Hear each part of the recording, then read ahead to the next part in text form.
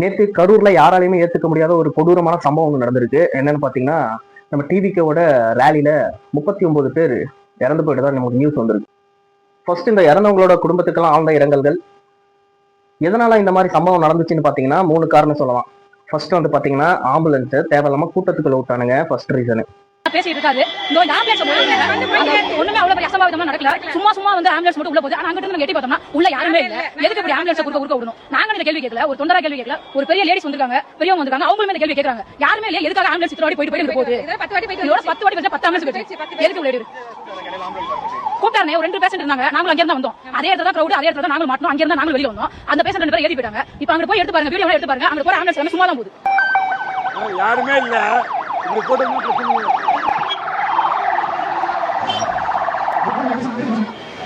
யார் இருக்கு? அவங்க அப்படியே போட்டு போறாங்களா, அடிச்சு உதைக்கிறாங்க.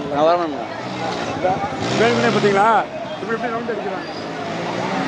செகண்ட் ரீசன் என்னன்னு பாத்தீங்கன்னா பவர் கட் பண்ணானுங்க. ஸோ இருட்டில் அவங்களுக்கு என்ன பண்றதுன்னு தெரியல, திணறினாங்க. 3வது ரீசன் என்னன்னு பாத்தீங்கன்னா பப்ளிக்கு பாதுகாப்பு கொடுக்க வேண்டிய போலீஸு தடியடி நடத்தினதுனால, அவங்க திணறி ஓடினதுனால கூட்ட நெரிசல் ஏற்பட்டிருக்கு.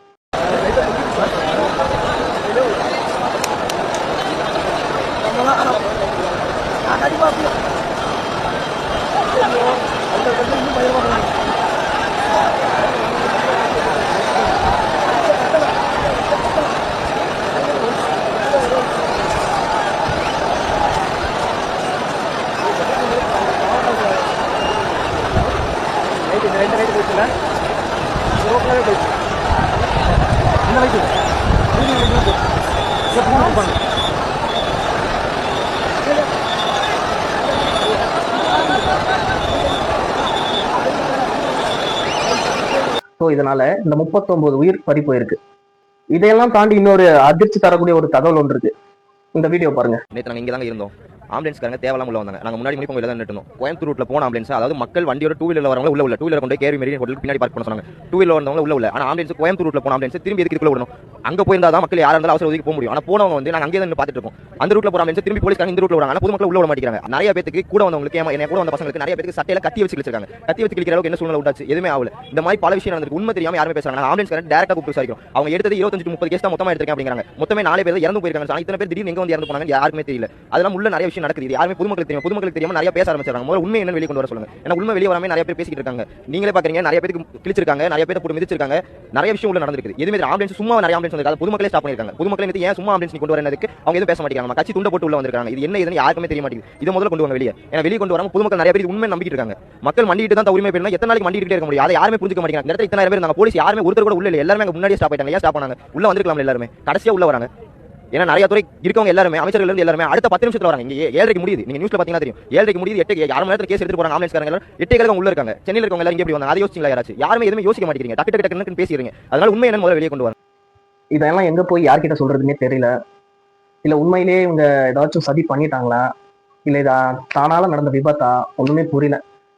எனக்கு ஒண்ணு புரியல. டிவிகே கேம்பெயினுக்கு எப்படியும் கூட்டம் சேருதுன்னு எல்லாருக்குமே தெரியும். நீங்க ஏன் சின்ன இடமா பார்த்து ஒதுக்குறீங்க? அவங்க கேட்ட இடத்துல பர்மிஷன் கொடுத்திருந்தா இன்னைக்கு இந்த மாதிரி அசம்பாவிதம் நடந்திருக்காதுல்ல. இதுக்கு முக்கியமான காரணம் என்னன்னு பாத்தீங்கன்னா போலீஸ் பாதுகாப்பு கிடையாது. நீங்க ஒரு ரீசெண்டா ஒரு நிகழ்ச்சி ஒன்று நடத்துனீங்கல்ல, முப்பெரும் விழான்னு சொல்லிட்டு. கூட்டம் வராத கட்சிக்கெல்லாம் பெரிய பெரிய இடமா ஒதுக்குறீங்க. கூட்டம் வர்ற கட்சிக்கு ஏன் சின்ன இடமா கொடுக்குறீங்க? இதை பத்தி சவுக்கு சங்கர் அப்படின்ற ஒருத்தர் முன்னாடியே சொல்லியிருக்காரு. இந்த மாதிரி ஏதாச்சும் அசம்பாவிதம் நடக்கணும், இந்த சான்ஸா பயன்படுத்தி நம்ம டிவிக்கு பேரை கெடுக்கணும் அப்படிங்கிறதுக்காக. அவர் மட்டும் கிடையாது, நம்ம தலைவர் விஜய் அண்ணாவும் இதை பத்தி சொல்லியிருக்காரு. என்ன நாங்க பெருசா கேட்டுட்டோம்? மக்கள் வந்து நிம்மதியா ஃப்ரீயா நின்னு பாக்குறதுக்கு ஒரு இடம், அதை நாங்க தேர்வு செஞ்சு அதுக்கு பர்மிஷன் கேட்கிறோம். ஆனா நீங்க என்ன பண்றீங்க?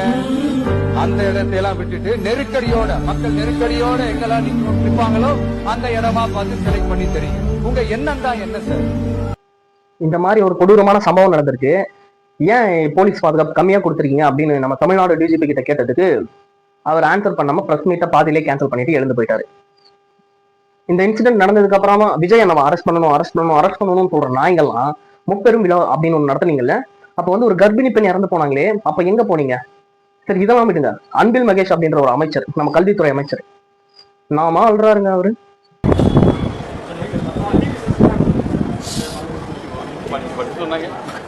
கண்டிஷன் ஃபாலோ பண்ணுங்க.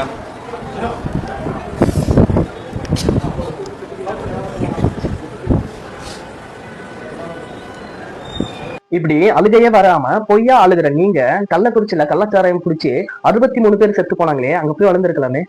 மெரினா கடற்கரையில 5 பேர் இறந்து போனாங்களே, அங்க போய் அழுந்திருக்கலாமே. ஏன் அழல? ஏன்னா அதெல்லாம் உங்க கட்சி சம்பந்தப்பட்டது. சோ அதனால யாருமே வாயை திறக்கல. இது டிவிக்கே சம்பந்தப்பட்டது. அதனால ஒவ்வொரு சைடுல இருந்தும் ஒவ்வொருத்தரும் எதிர்ப்பு தெரிவிக்கிறீங்க, பொய்யான அழுகையா அழுதுட்டு இருக்கீங்க.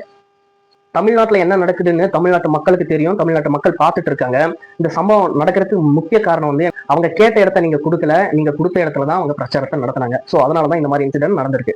இத்தனை உயிர்களை பறி கொடுத்ததுக்கு அப்புறமும் அடிப்பட்டு ஹாஸ்பிட்டல்ல இருக்கிற ஒரு அக்கா சொல்றாங்க, உங்களுக்காக நாங்க என்ன வேணாலும் செய்வோம் அப்படின்ற அந்த வார்த்தைக்கு, அந்த வீடியோவை பார்த்துட்டு ஒரு மாதிரி இந்த மனுஷன் என்னதான் பண்ணி வச்சிருக்காரு அப்படி தமிழ்நாட்டு மக்களை.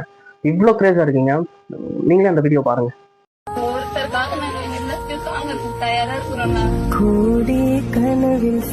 மறுபடியும் சொல்லிக்கிறது என்னன்னா, கட்டின பொண்டாட்டி, பிள்ளைங்க, அப்பா, அம்மா, அண்ணன், தங்கச்சி, இந்த மாதிரி எல்லாரையும் இழந்துட்டு நிக்கிற உங்க குடும்பத்துக்கு மறுபடியும் இரங்கல்களை தெரிவிச்சுக்கிறேன். தயவு செஞ்சு இந்த மாதிரி பெரிய கூட்டம் நடக்கிற இடத்துக்கு பிள்ளைங்களை, பெண்களை கூட்டு போவாதீங்க. அவாய்ட் பண்ணிக்கோங்க. இனிமேலும் இந்த மாதிரி எந்த சம்பவம் நடக்கக்கூடாதுன்னு கடவுளை வேண்டிக்கலாம்.